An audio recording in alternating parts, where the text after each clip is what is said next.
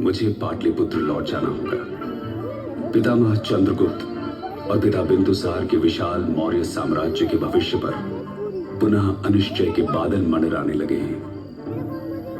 मौर्य साम्राज्य का शासन अपने ज्येष्ठ भाई सुसिम के कमजोर हाथों में चला जाने दो। राजकाज से दूर मैं चला जाऊं घने अंधियारे जंगल में। सुसिम के हाथों में मैं मौर्य साम्राज्य के विनाश को देख रहा हूं। काल, तूने मुझे पुनः मझधार में ला खड़ा किया है। मेरा जीवन संघर्ष और उठा पटक का चक्र बनकर रह गया है। इससे मुक्ति नहीं।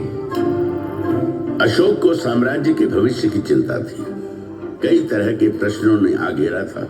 वे उसमें उलझते चले जा रहे थे। तभी राधा गुप्त के नेतृत्व में अशोक को चाहने वाले मंत्रियों की एक मंडली आई। राधा गुप्त अशोक को भावी सम्राट के रूप में देख रहे थे। मौर्य साम्राज्य का भविष्य तभी सुरक्षित था जब उसकी बागडोर अशोक जैसे कुशल प्रशासक के हाथ में हो। यदि संघर्ष ही मेरी नियति है तो मैं लड़ूंगा। पितामह चंद्रगुप्त के साम्राज्य की परिभाषा की रक्षा के लिए लड़ूंगा। यह संग्राम महान मौर्य साम्राज्य के गौरव की रक्षा का संग्राम है। जो भी इसके रास्ते में आएगा मारा जाएगा। मौर्य गौरव की रक्षा करना मेरा प्रथम कर्तव्य है।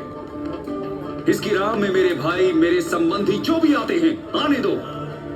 अपने हथियार उठाओ, खोलो घोड़े। जो भी सामने आता है खत्म कर दो उसे। बहने दो खून की नदियां। चलो पाटलिपुत्र की ओर।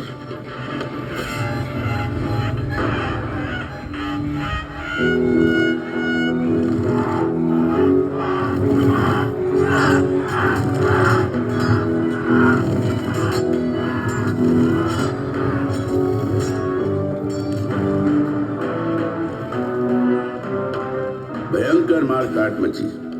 खून बहे। जो भी सामने आया मारा गया। अशोक ने साम्राज्य की खातिर अपने सभी भाइयों का कत्ल कर दिया। सुसिम मारा गया। मौर्य साम्राज्य का गौरवशाली मुकुट अशोक ने अपने माथे पर धारण किया। जीवन संघर्ष ने अशोक के मोम जैसे हृदय को पत्थर सा बना दिया था। इस हृदय में दया नहीं थी। करुणा का कतरा कतरा सूख चुका था।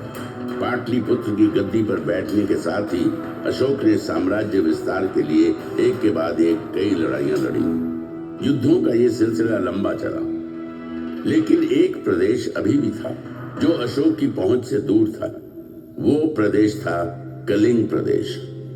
कलिंग अभी भी उसकी पहुंच से दूर था। कलिंग नरेश राजा अनंत चंद्रभान की जय। कलिंग नरेश राजा अनंत चंद्रभान की जय।